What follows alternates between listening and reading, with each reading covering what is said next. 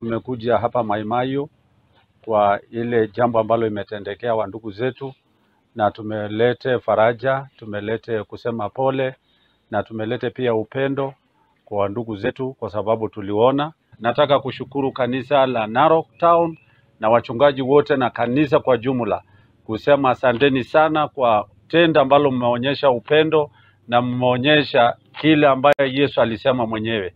Kwa hivyo nataka kusema ya kwamba pokeeni na tuko pamoja kwa maombi, tunaendelea kuwaombea.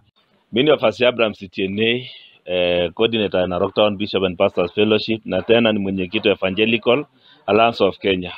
Langu ninaomba serikali ya kwamba washirikiane na kanisa, maana kuwa asilimia kubwa ya Wakenya ni kanisa. Wanaposhirikiana na Red Cross, washirikiane na kanisa pia, ili chochote inapofanyika wasiwaje kanisa nje, maana hiyo ndio jambo la dhamana sana ambalo ni ombi langu ya kwamba sisi tunapofanya hiyo jambo kanisa lihusishwe kwa mahali pakubwa sana.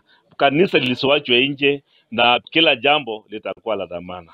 Ningependa kusema asante sana kwa ajili ya wapendwa wetu maaskofu na kanisa la Bwana la Narok kwa ajili ya kusikia kwamba watalia pamoja nasi. Hii ni baada ya janga ambalo kila mmoja anajua katika hali ya mitandao, katika hali ya nuninga zetu, na wanaona na wanajua yale ya maafa ambayo yalitukuta katika mji huu.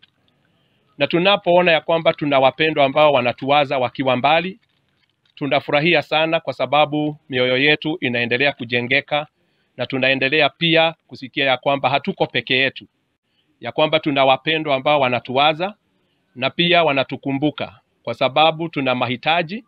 Na ukweli ni kwamba tunapopokea bidhaa kama hizi za vyakula tunafurahia kwa sababu tunajua ya kwamba wapendwa wetu hawezi wakarara njaa. Hakuna upendo kama